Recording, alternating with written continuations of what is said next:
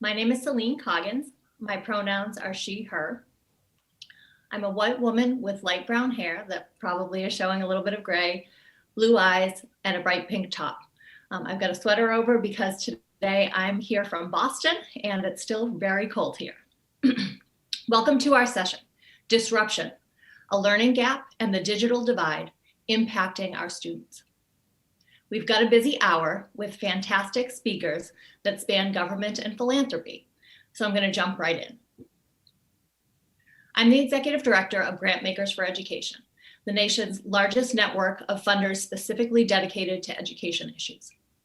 We have about 300 members, and my job is to help them make sense of how they fit into the larger landscape of education.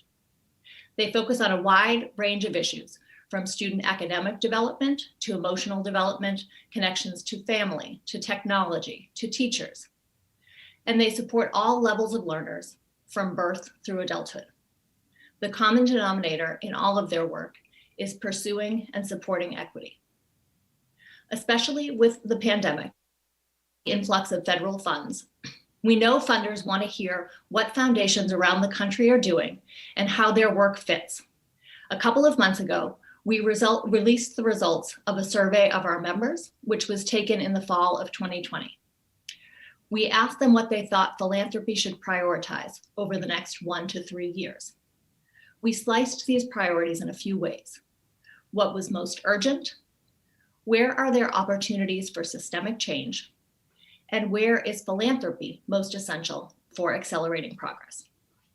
We asked these questions on 40 different issue areas in education, organized into 5 big buckets. The 5 buckets were K-12 reform, post-secondary reform, change in philanthropy itself, racial justice in education, and civic education. I'll share a few highlights to frame this conversation. First, if you feel stressed, you're not alone. Across the 40 different issue areas, funders said the need had become more urgent or extremely urgent in 95% of issues. And then when we asked, was philanthropy needed to help get us through the crisis? On almost 80% of issues, respondents said philanthropy was essential or highly essential. But on almost all issues, funders thought opportunities for systemic change were more modest. They are looking for those big entry points, but they're somewhat hard to find. Interestingly, an increasing number say they're going to be focusing on policy and advocacy, recognizing that education isn't just curriculum and teachers, it's also big systemic issues. Okay, now I want to share the 3 topics that rose to the top in terms of optimism that now is the essential moment for change. These all tie deeply to the themes of the session. The first topic I want to highlight is the one from one of those big 5 buckets. A whopping 39% of our members said supporting racial justice in education should be the thing grantmakers focus on over the next 1 to 3 years. What do they mean by that? When we ask them to rank order the 40 subtopics, the number 1 issue there was one that was central to achieving racial justice. It's addressing resource inequities in school budgeting. In the US, we spend billions more on schools with majority white populations each year than we do on schools with majority Black and brown populations. This is a central piece of the education divide. It's a central piece of the technology divide. It is singularly important. The next topic that really hit the trifecta in terms of funder optimism, urgency, and potential for change was the future of hybrid learning. We asked separate questions for K-12 education and for post-secondary education. And in both cases, funders were eager to help schools and institutions take what they had learned from remote learning of the pandemic and integrate it into the modern classroom of 2022. They know it will take digital infrastructure, device access, teacher training, and they want to be an accelerant here. Finally, the last big theme that I want to highlight as a key area where funders have been investing and see the need for further investment post-pandemic is social and emotional learning. I'm sure, like me, so many of you are parents and see the mental health devastation that COVID has wreaked. We know that schools are the place for safety and shelter for so many students, helping students' academic recovery, starts with supporting their mental health recovery. So that's it for my framing. I'm going to turn things over to a person who needs no introduction, your State Superintendent of Public Instruction, Tony Thurmond. Take it away, Tony. Thank you, Celine. Greetings, everyone. Good day. It's an honor to be with you. As Celine mentioned, I'm the State Superintendent of Public Instruction in California. That means I get the honor of working with more than 2,000 employees across 8 offices at the California Department of Education to find ways to support our 10,000 schools and the 1,000 school districts that support them. For the last 2 weeks, I've been engaged in a campaign of promoting education and awareness opportunities about the importance of vaccines, and in particular in African American and Latinx communities. As someone who is the first Afro-Latino to serve in this role since its creation, I think it's important for us to help to break down barriers and to open up access to ensure that everyone can get access to the vaccine to be safe from this pandemic. My is my usual uniform. I'm wearing a jacket and a tie, and I wear that out of respect. And want to be helpful in any way that we can to our 6 million students. I don't need to tell you how difficult this year has been. It is sobering to think that the pandemic has caused us to lose more than 60,000 Californians, more than 3.7 million COVID cases in our state. That means that when the pandemic began, and I always count it by Friday, March the 13th, a year ago, we saw our entire school system move into distance learning. We know that our system wasn't built to deliver education in the manner in which we were being asked to do. And our system moved into distance and remote learning literally overnight without training or preparation. I'm grateful to all educators and parents and students for their resilience and everyone who's leaned in to help our students. But we know that having to move into distance learning in such a quick manner and recognizing that nearly 1 million students were without access to computing devices or high-speed internet, there have been unavoidable impacts to many of our students. And the very same learning gaps that we've been working to close for decades have been exacerbated during this pandemic. And so we've made that our focus. How can we be helpful? From day one, we at the California Department of Education have made it our mission to find a way to say yes to the things that our communities were asking for help with. We recognize that there have been multiple pandemics that we've experienced. The pandemic itself, and what I often call the pandemic of racism, as we watch the killing of George Floyd, as we continue to see acts of hate and a surge in acts of hate against the Asian American Pacific Islander community, we know that we have so much work to do. And I'm happy to tell you a little bit about a campaign that we started to address implicit bias. We could not do this without the help of the foundation community. And so I'm grateful for today's conversation. There is in fact a role for our foundations and for our philanthropy to support the things that government does and to build on the things that government traditionally cannot do.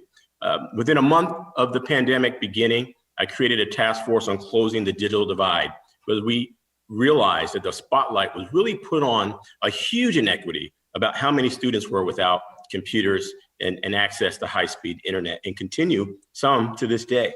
And so we were able to get donations and partner with the governor and others, and with philanthropy and the CDE Foundation, which is our 501c3 partner, to figure out ways to get hundreds of thousands of computing devices to our students and hotspots so they can have access to the internet. We're grateful for the work that the task force has done. We work with legislators to get our internet service providers to make a commitment to provide low-cost internet, and in some cases free internet, to those who qualify. As we try to move forward, we see that our schools are pivoting back to in-person instruction. As we speak, somewhere near 9,000 of our 10,000 schools are either already open for in-person instruction, or they're moving closely to a date when they can do that. This has been aided by the state providing and prioritizing more than 400,000 vaccines for our educator workforce. To date, California has already surpassed more than 22 million doses of the vaccines. And so CDE has made its mission since day one, doing whatever we can to help our schools. We've worked with our governor in our state on how to get vaccines prioritized. We've worked to secure 5 million rapid COVID tests. They're called Binax tests. They give you results in 15 minutes. And that way schools can identify someone who's positive for COVID while those individuals quarantine can keep the rest of the school community safe and allow for in-person instruction for our students. Our state, our governor, our legislature, we've worked with them to provide $6.6 billion for COVID resources and also for resources to help offset learning gaps. We believe that our students are going to need tutoring, our educators are going to need professional development, there's going to be a need for more computers, and we know that we have to do all that we can to support our students.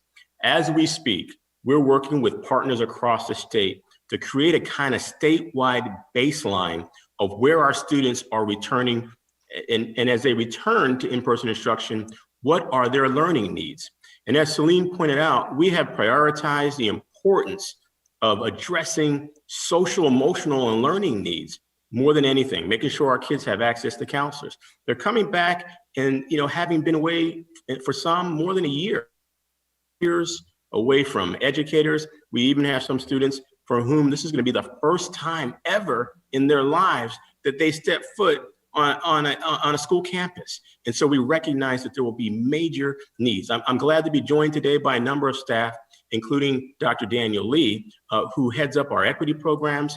He's trained as a psychologist and a school psychologist and is helping us with our statewide mental health coalition to make sure we can provide wraparound support to students all across the state. We could not have done any of the things that we've done during the pandemic without the help of foundation partners. Our foundation partners have allowed us to build an implicit bias campaign to provide training to address implicit and explicit bias, to provide grants in a new program that we created called Education to End Hate. We've provided webinars and we provided grants directly to districts to have professional development. We created a new grant stream called Equity Grants to provide resources directly to districts so that they could work on those gaps that have been exacerbated during the pandemic. We've reprioritized our focus on family engagement. How do we make sure that our schools are connecting back to our families to make sure they have the resources that they need, especially for our English learners, for our foster youth, for our homeless students, to make sure that we have strong family engagement programs. And our foundation partners have allowed us to build our capacity to go beyond the things that state agencies traditionally do. And so we're grateful for the support that's been provided. I want to shout them out. They've been fantastic. The Hewlett Foundation, the S.D. Bechtel Jr. Foundation, the Sobrato Family Foundation, Heising Simons Foundation, and the Gates Foundation have all come together to support our ability to expand our capacity during this time of crisis to help our families. Again, as our students return to school, we have to focus on counseling and professional development, and those million students that we know don't have access to the internet. I also want to acknowledge Gary Michelson and the 20 Million Minds Foundation, who you'll hear from more today, who've helped us to launch an innovation challenge where we've raised $1 million that we are prepared to award to an innovator, researcher, or entrepreneur who can help us come up with a breakthrough to close the digital divide. We're sponsoring legislation, the Internet for All, that will help us to build out broadband in parts of the state where it doesn't exist. We're also sponsoring legislation to expand Medi-Cal so that we can have more mental health programs, to create more resources for those school districts that currently are working hard to close their opportunity gap. And we're sponsoring first of its kind legislation for California, legislation that would help us to build, not only to diversify our teacher workforce, but to build a pipeline, expand a pipeline of male educators of color so that we can suspend the suspension rates and the disproportionality that we see for African-American and Latino students and for low-income students. And so these are just some of the things that we are able to do, so much of it informed and supported by philanthropy. So we're excited about today's conversation. This is probably the toughest moment that most of us will experience in our lifetime. But as we stand together and shoulder together, we can do more together to support our students. We can build back better. We have to acknowledge that even before the pandemic, there were many systems that really weren't working for our students. This is our opportunity that as we come out of this crisis to look for ways to redesign education, to look at how we assess learning, to focus on how we provide support for all of our students and how we move forward. The California Department of Education and I stand forward to be helpful, and we're excited to work with our partners in philanthropy as we move forward to support California's 6 million students. Thank you. Tony, thank you so much for your remarks and also for all that you're doing for the students of California. I am proud to say we are right on time, and I'm going to turn things over to Ulka Joshi Hansen, my colleague at Grantmakers for Education. She is our Chief Program Officer, and she is your moderator for the conversation today. Take it away, Ulka. Thank you, Celine, and thank you, Tony. Hello, everyone. My name is Ulka Joshi Hansen. As Celine said, I'm Chief Program Officer at Grantmakers for Education. My pronouns are she, her, hers, and I am a South Asian woman of Indian descent, dark brown eyes, long black hair. Today I'm wearing a dark blue, royal blue sweater because I'm coming in from Denver, Colorado, where it was 80 degrees on Sunday, but 40 degrees today. So I want to start by introducing the rest of our panelists. You've met Tony, and we have with us today Philip Kim, who is with the Michelson Foundation, as well as Eric Selson, who is with the California Budget and Policy Center. So before we move into a panel discussion and Q&A, I'd like to invite both Philip and Eric to give us a little bit of a sense of their work in this area, as well as kind of what their organization is currently doing. So I'll start with you, Philip. Sure. Good morning, everyone. My name is Philip Kim.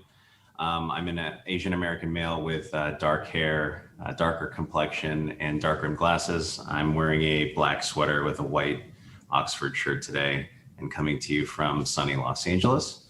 I serve as CEO of the Michelson 20mm Foundation, and thank you, Tony, for the shout out. The Michelson Foundation, founded by Alia and Gary Michelson, has for the last decade worked to improve equitable post-secondary and workforce opportunities.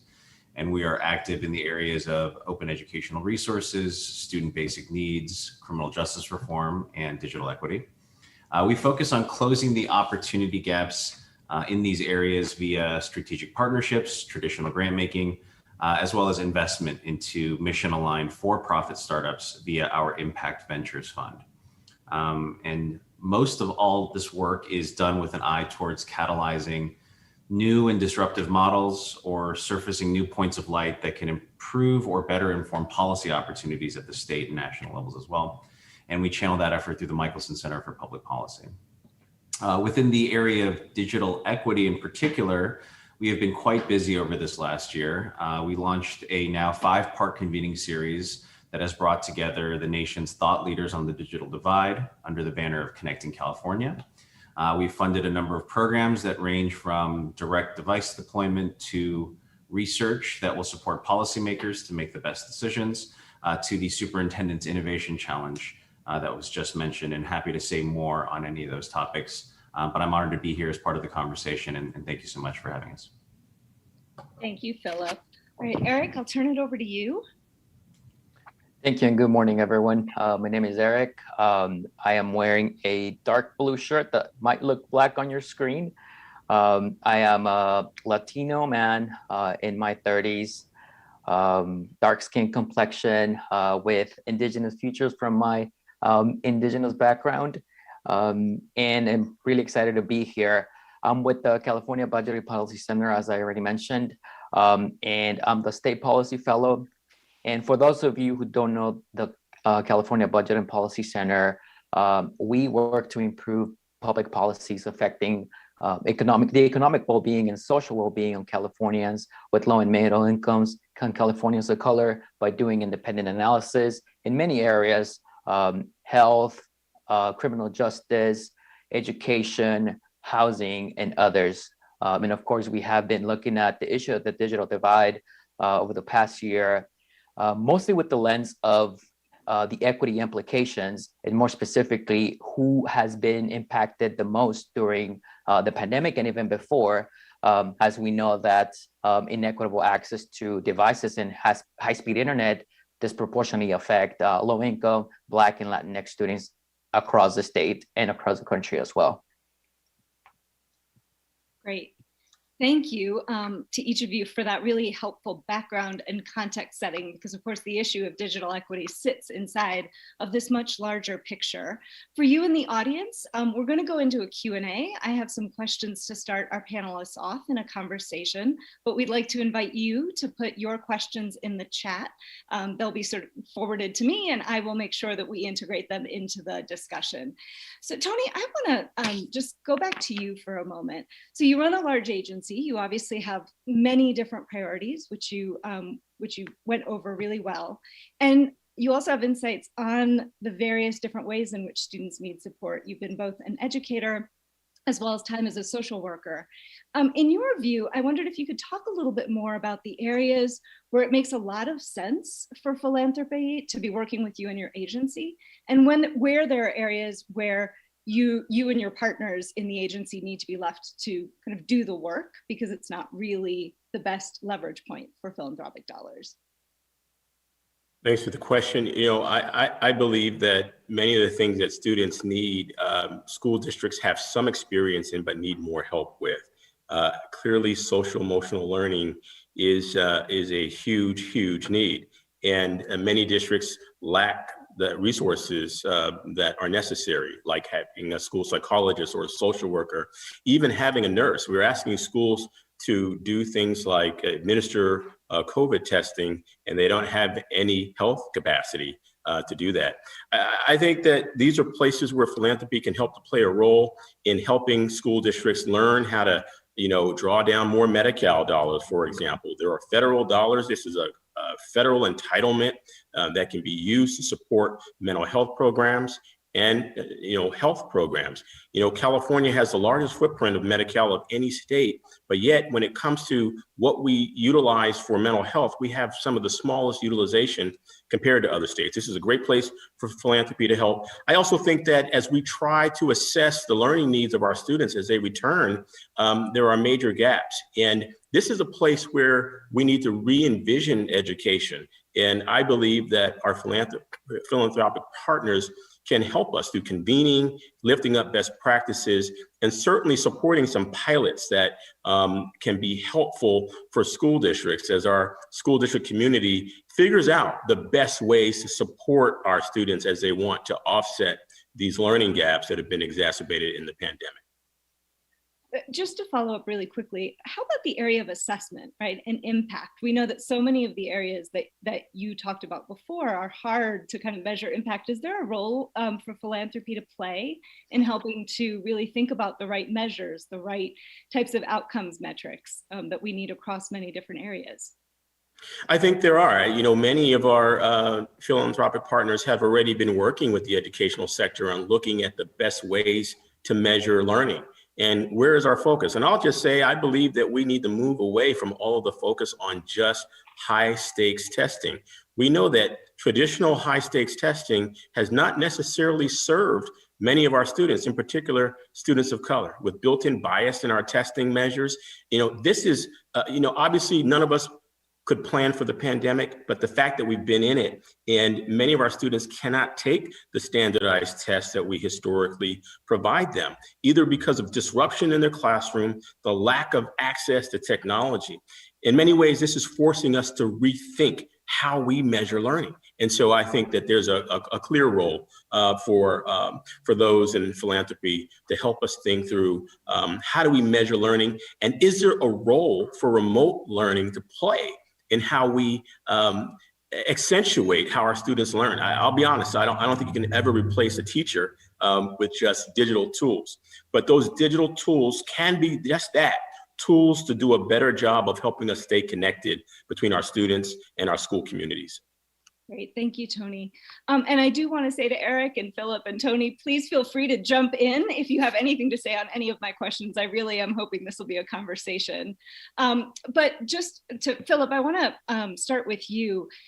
Funders in this audience have really indicated that they want to do more than just support programs, that they're really interested in understanding what they can do from a policy perspective and a systemic impact. You've been doing work with public-private partnerships, I imagine around things like broadband access, but can you talk a little bit more about how you've approached the issue of systems change and a systems level impact in your work, and what you'd recommend to other members of the audience who are interested in getting into this area.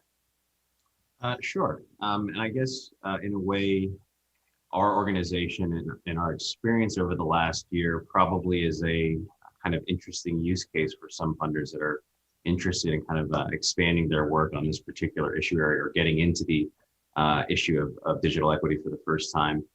For the last decade, we have focused on community college students, first generation students, those experiencing food and housing insecurity. So a lot of our work has always been done in the context of the digital divide, but really in the last year since the pandemic, we've really scaled that up and had much more sort of dedicated work in this issue area. So it's been a learning experience for us, and I think we've identified several areas of sort of white space where we as new funders can have an impact. As you mentioned, one of those is in thinking about opportunities where we can fund maybe smaller scale projects, but that have the ability to have impact at scale. One of the areas that we've zeroed in on is really research and making sure that all of the policymakers and other stakeholders and digital equity practitioners have sort of the best and most up-to-date data as possible so that we can make the right policy decisions. And as you now see this wave of digital divide focused legislation now going through California and in other states, I think it's really vital that we are acting on the most relevant and current data. We've just actually finished a recent grant round, and we're happy to announce that we will be soon funding the Public Policy Institute of California that will again kind of refresh all of our critical data around the digital divide by examining equity gaps and how they've changed from spring 2020 to spring 2021. This will hopefully, again, arm policymakers and other stakeholders with the best information possible. That's been a big piece for us is making sure that the research is current and accurate. Another kind of, it's a sector where we found good opportunity is in what we would refer to as the third leg of the digital stool. I think there's been plenty of attention given to device availability and broadband connectivity, but really we've begun to deepen our involvement in the issue area of digital literacy and making sure that we're delivering digital skills and training to low-income families and unconnected families, and we'll hopefully be funding more digital inclusion training programs for California-focused nonprofits, K-12 serving organizations, public housing agencies, and others with statewide reach. And taking a train-the-trainer approach, we hope to equip these organizations to address digital inequities in their communities where they're already well integrated in our hubs, expand and strengthen the network of organizations informed about working towards digital equity, and also, as Superintendent Thurman mentioned, share program insights and cross-sector stakeholders to help inform better strategies and share best practices between other funders as well. Great. Thank you. So Eric, I want to follow up a little bit on that. So we've got a lot of federal dollars coming in. I'm wondering if you can kind of speak a little bit to where there are gaps in terms of public funding and resources that philanthropy might want to be helping to fill. Yeah, for sure. Thank you for the question. We know that there's federal dollars coming into the state.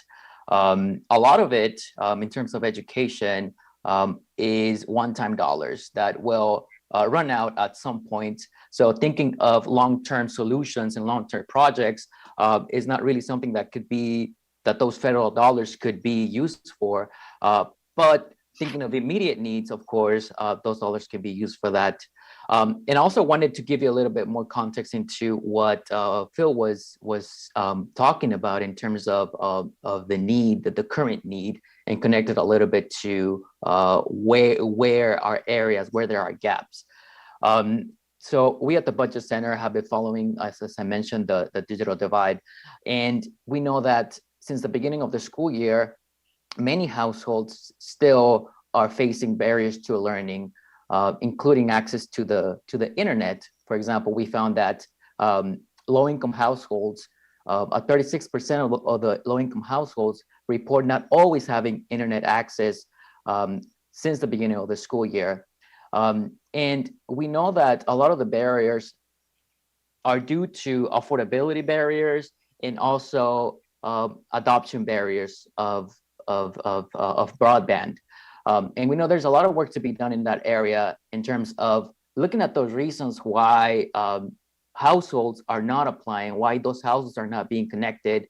And then there's current research, I think it's from the California Emerging Technology Fund, very recent research of a survey where they found some of those reasons, and they're looking at what are those outreach efforts that can be done to match opportunities between what the resources and what the help is out there to target to communities.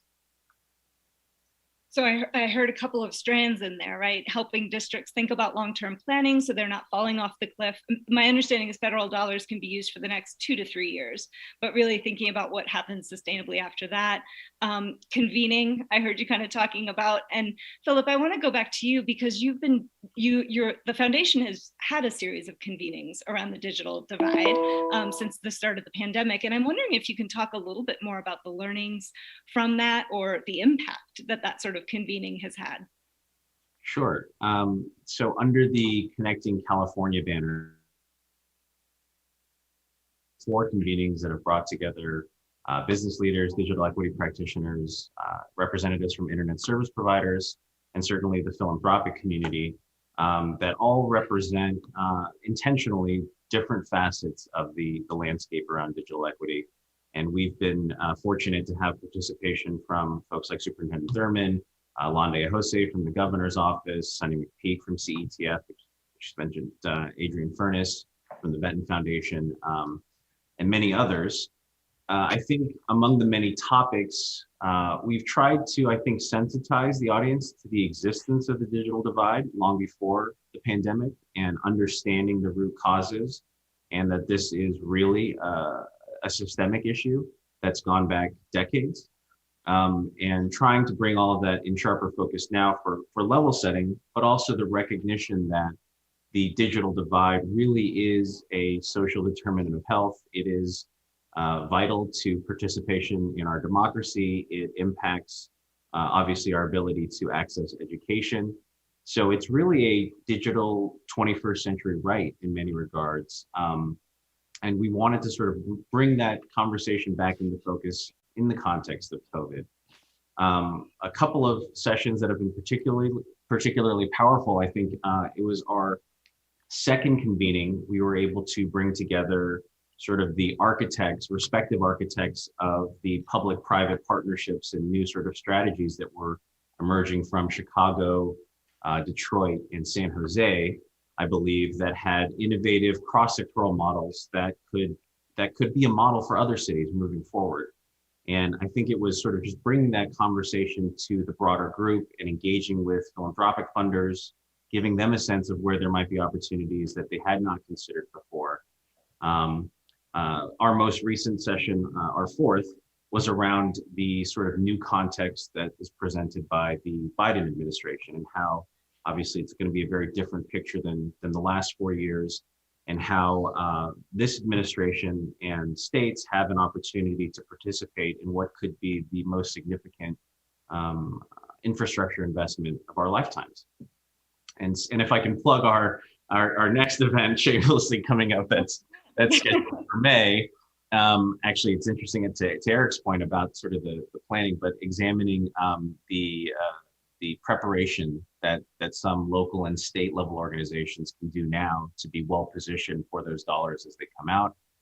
We're also considering innovative connectivity solutions now, so municipal broadband and cooperatives, and how they can really be vital to deployments within community. And also looking at what ISPs have done over the last few years to block some of those solutions. Some of you may know that through their lobbying efforts, municipal broadband is actually illegal in 22 states. So thinking about what are the policy hurdles, what can we really do to elevate the conversation as best we can, and we felt that it was best done under this this series, and recognition all to our 20mm team and Miguel Leon for putting all of that together. And it's been a great exercise for us to sort of get smart on the issue, and I think hopefully it's been helpful to other funders as well. Thanks so much. So Superintendent Thurmond, I'm wondering if you can comment a little bit on this. You've spent time in the state legislature, you've thought about issues with this big picture lens. So, talk a little bit about, to our audience about the systems changes that need to be made to support your agency in your work. I just would echo the things that Phil and Eric have lifted up. I think the legislature tries to approach system change in sort of some big picture kind of ways, but ultimately there's a kind of fine, tuning and precise kind of planning that's necessary that I think the philanthropic sector can help to inform. The digital training, the digital literacy training that was mentioned by Phil is significant. Unfortunately, it's probably going to take a few years before California can build out the physical infrastructure to provide broadband in those communities that currently don't have it. Now, there are ways to get around that, but they're expensive. We could be using satellite technology or other types of technology. And so I say that to say that there are some apps that can be used to help families. For example, our English learners to work on literacy. If you have access to a cell phone, in some cases, that's enough. It requires community has or can help to convene to point to those fine-tuned examples on how to make digital literacy for families and for students and for educators, how to make that happen. I would also say that we cannot move away from the importance of professional development. We've always known that one of the best ways to address closing opportunity gaps was making sure that our educators get access to professional development. As a state and as a nation, we have not done that well. We've left it to districts that some do it better than others. And we need to create practices and standards to make sure that that professional development happens, especially as we look at our teacher crisis, our teacher shortage crisis is now going to be even more difficult. We already had a teacher shortage. If you look at the fatigue factor of educators during the pandemic, who's going to teach summer school? Everyone's talking about the importance of summer school as a tool for offsetting learning gaps. It is, but who's going to teach it? We have districts that cannot get substitutes. We know that our educators experience fatigue. Our families and students have experienced fatigue. I would argue that now more than ever, we need the foundation community to help with professional development. We need to have best practices in online learning. For most of us, this is relatively new, but online learning is not new. And if we could really call to identify what's the best from online learning to use as a tool for those families that are going to want it. If you look at districts right now, many families, between 40 and 60%, are saying that even as schools reopen, they would like to remain in some form of distance learning. That tells us, and plus with these variants that we're seeing every single day, that tells us some form of distance learning will have to remain. Now, I believe that the best thing for our students is in-person instruction, and we should do all that we can to accelerate that. But there's going to be some need for distance learning. And even when we can get to closing the digital divide, we were already a little far behind in how we were preparing students for the jobs, of tomorrow. We need to make sure our students have access to computer science.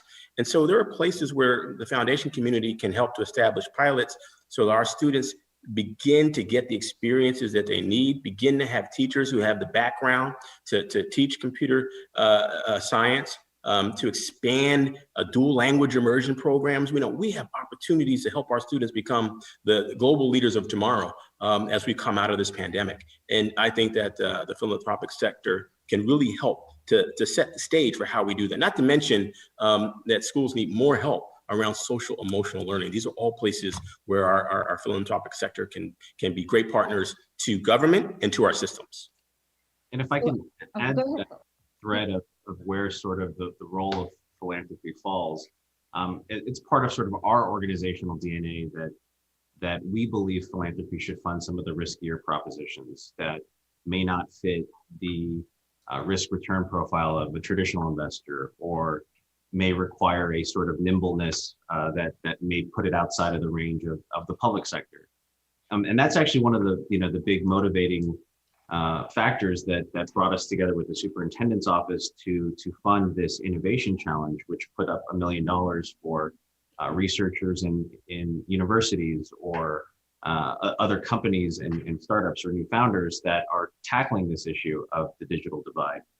Because as with any other issue in human history, we do believe that there will be eventually a truly disruptive technology that emerges that will fundamentally change the calculus of broadband availability, quality, affordability, and whether that comes in something like the form of a Starlink or some of the wireless ISPs that we're seeing emerge in the market, or in a completely different form, we believe that philanthropy can really have an impactful role in accelerating progress towards that.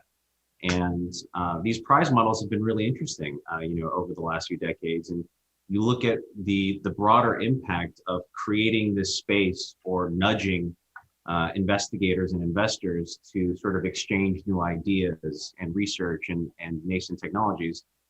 You create the opportunity for production to occur. That's great. Thank you. And thank you to members of the audience who've been sending in questions. We have a lot of interest in this question of broadband access. Eric, I want to start with you. There's a question about why broadband is illegal in so many states. If you can sort of talk about it. Issue plays with the infrastructure improvement plan that President Biden has proposed. But could you give any background policy-wise why municipal broadband is illegal in so many states?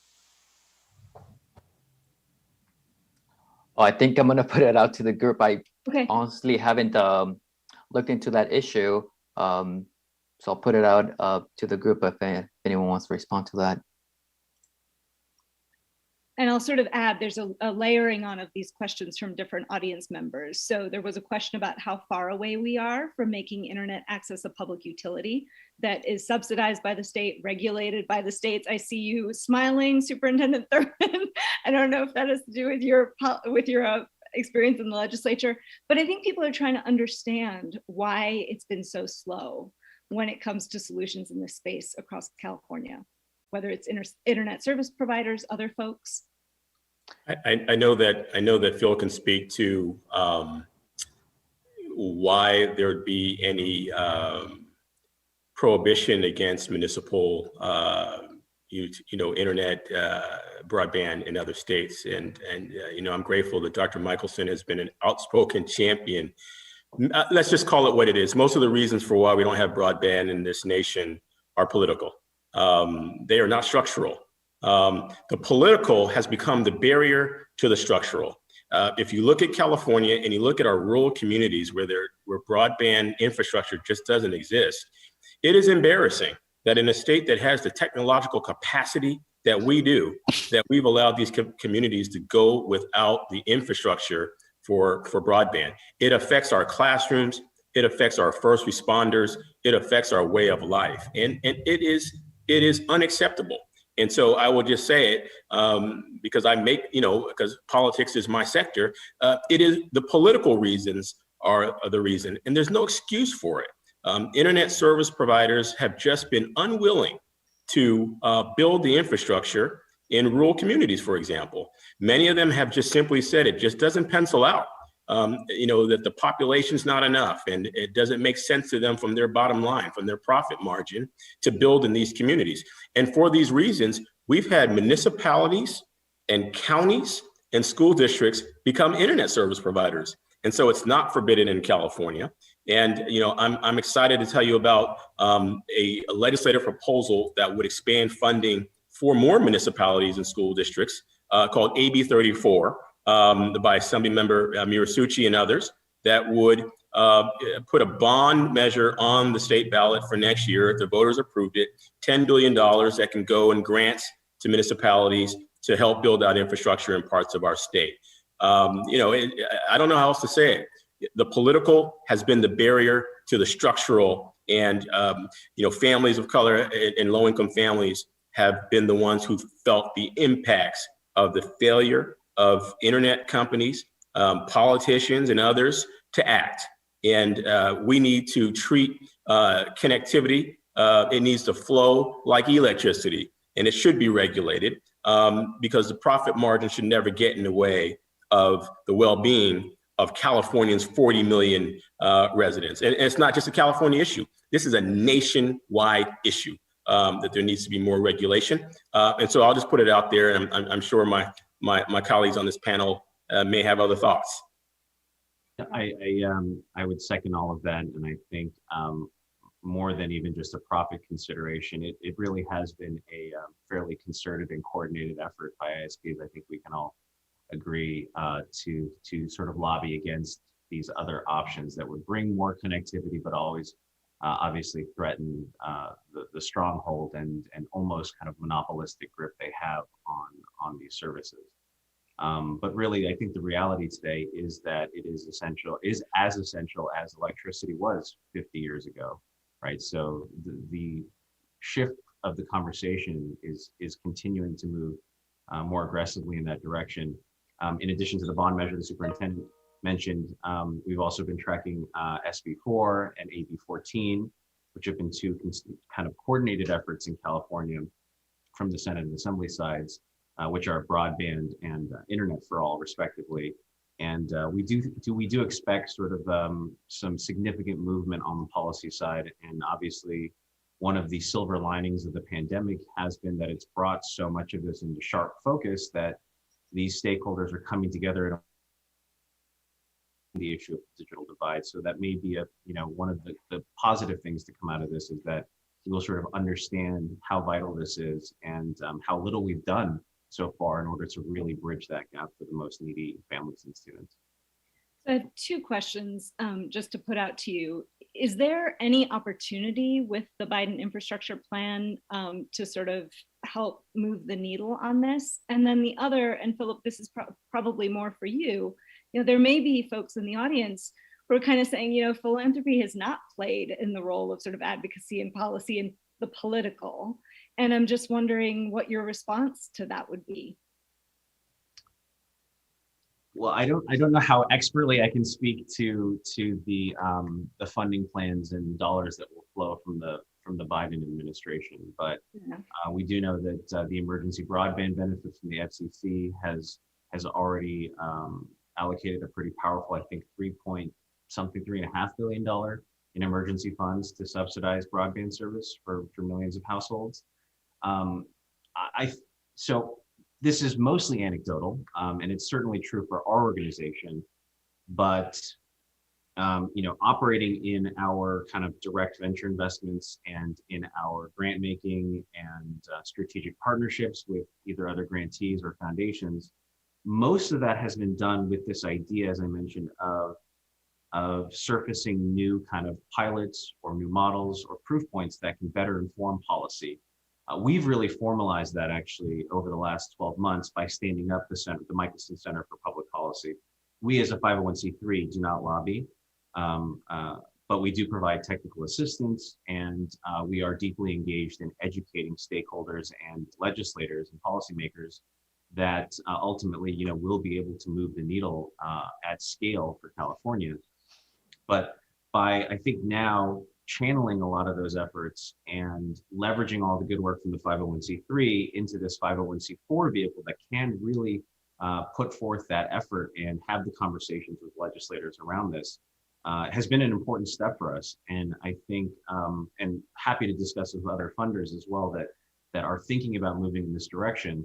But as we recognize more and more that, and I'll quote our founder, Gary Michelson, that policy really is the great lever, that we need to think about everything through a policy lens, and particularly for issues that are as intractable as the digital divide, really things have to come through that lens and have that level of focus, we think, to really impact the number of people that we're targeting.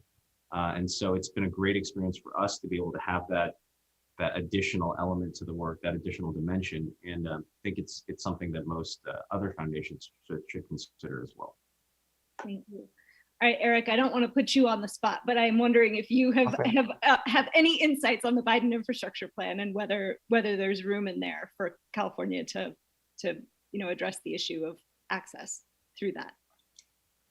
For sure, yeah. I mean, from the American Rescue Plan, we know that at least from there, that what we know so far is there's money going to states and localities, and some of those funds can be used for expanding broadband and other projects such as water and sewer infrastructure.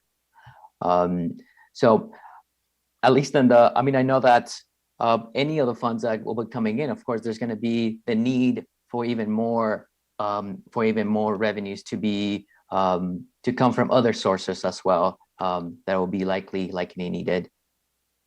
Great. So I want to switch. There's a question here that's starting to pivot us towards what I think might be a good ending point. But the question is, the well-being of families, which includes feeling confident, seems to be a barrier to families embracing digital learning. And so this person has asked the panel to address the intersection between the digital divide, the mental health of our students and families, and the impact on learning, the intersection of those three. How many? So go ahead, Philip. No, please. No, I was just going to say there are a lot of examples that one could sort of focus on within that question. And I would start with probably the most obvious. During the pandemic, many of our families and our students were not able to participate in social emotional learning because of the lack of access to technology. In some of the most basic ways, telehealth, we on our community clinics to be the trusted messengers to help people get access to vaccines. We have families that don't have access to computers to make an appointment. Our students who've needed more social emotional learning, because we've seen an increase in depression and other conditions for our students during the pandemic. If you don't have access to a computer and an internet in a time when everything is sort of in a remote setting, how do you get access to a therapist or to someone who can help you to deal with your social emotional learning need? And so I would just lift up, that example. I think, I remember stories at the beginning of the pandemic where, and I'm thinking about family engagement here, where families would tell us that, after school shut down, they had maybe a week or two worth of packets of materials. And when they would try to get a hold of someone at the school for more information or help, they would be told, well, just email us. Well, how do you say that to a family that doesn't have access to a computer or to the internet? And so we've created this family engagement unit at the Department of Education using help from the Sobrato Family Foundation and from the Heising Simon Foundation to figure out ways that schools can be more available to our families. I think the question is a great one. Family engagement is important. Family members are partners. They're the first educators of our children. And we have to figure out ways to partner with them and stay connected with them. And so when we went to the ISPs to say provide low-cost internet, we said, you got all these great offerings, but if no one knows about it, how do we help families avail themselves to it? So we basically pushed them and said, you've got to provide hotlines for families to be able to call. No hoops to jump through. Don't get them stuck in a queue, but a person answers the phone. And we actually got most of the ISPs to even provide a hotline in Spanish because we recognize many families need other languages, speaking other languages other than English.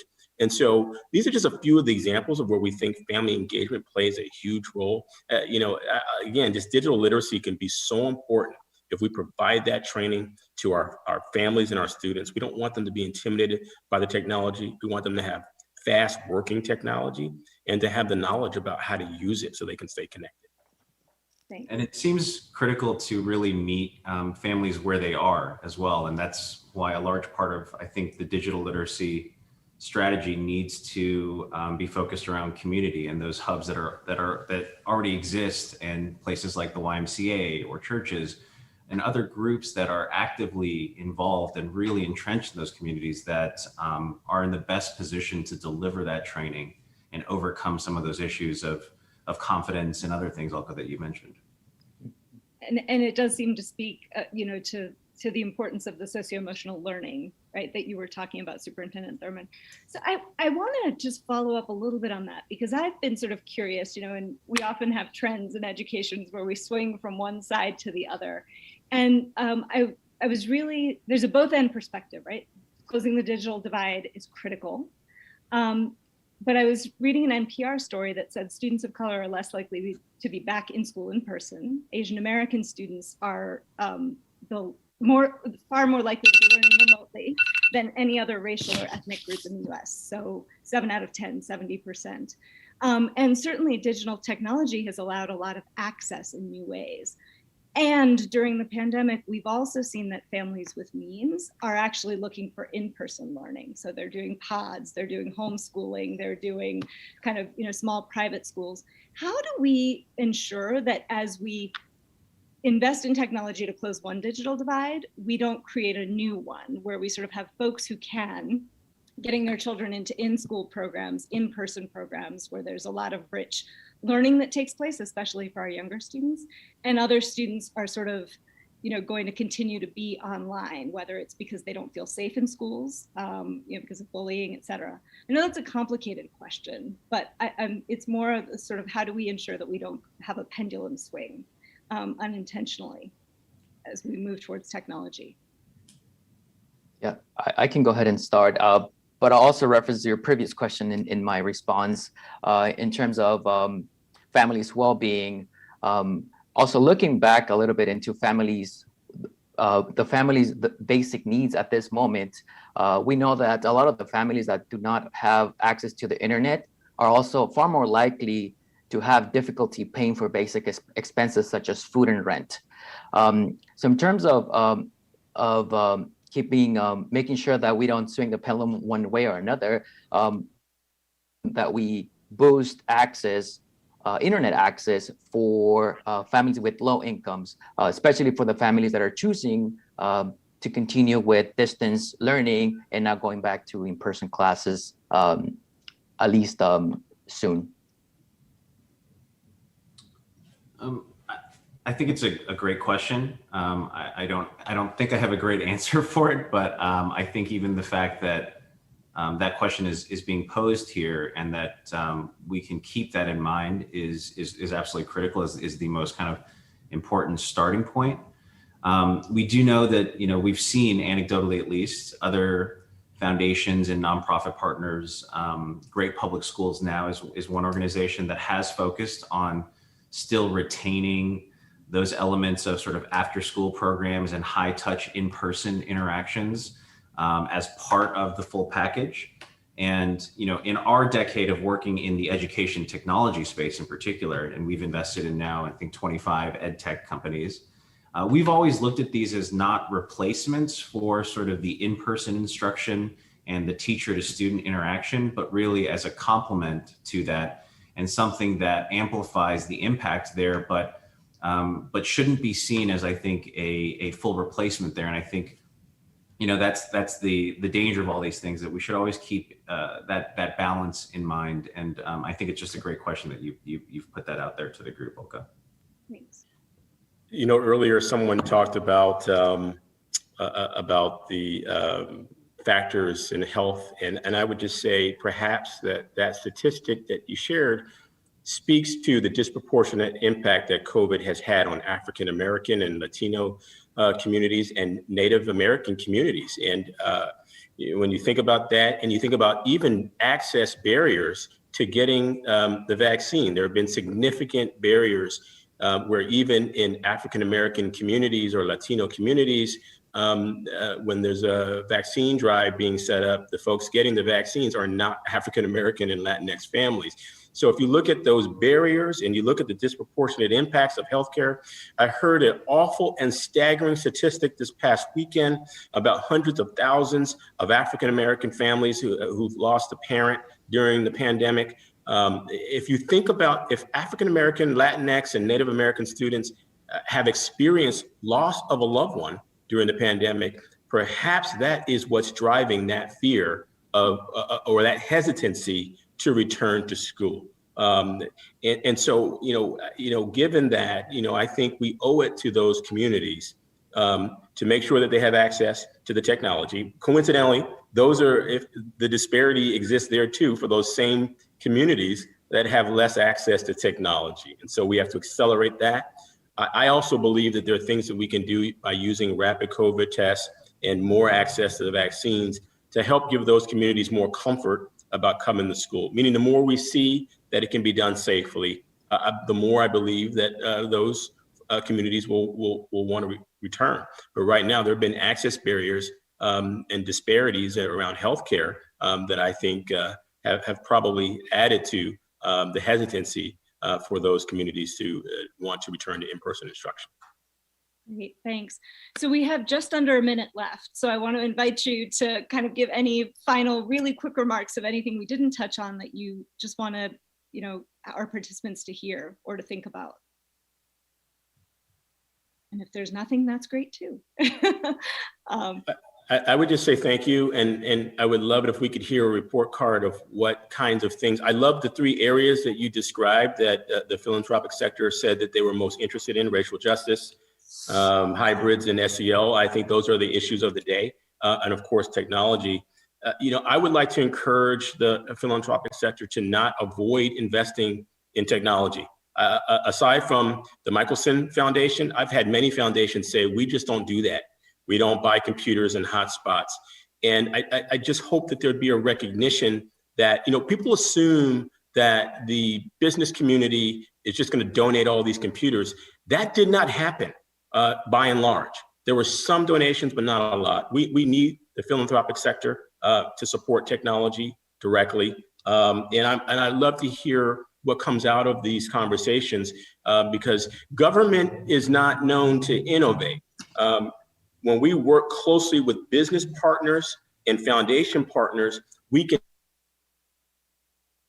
and computer science is the example that I always use. California has said, let's invest in computer science education for every student, but the guidelines that come out of the state often lag what's happening in the sector. And we need to be able to work closely with sector leaders who figured out how to make these things happen overnight, creating apps and things of that nature. And so I would just say philanthropy has a role to convene, but also to provide direct support in places that government can't always do. And we would love to work with anyone in the philanthropic community about how to help guide those efforts in California or anywhere else for that matter. Great. Well, thank you so much. I'm sure we could keep talking about this, but I really want to thank all 3 of you, Eric, Superintendent Thurmond, and Philip, for your participation and your insights. And I do want to invite attendees who are still here to join the closing keynote. It's called Restoring Value to Black Communities. It's by Dr. Andre Perry, a senior fellow at the Brookings Metropolitan Policy Program, and it's going to start at 11:35. Thank you all for joining us. Bye-bye. Thank you.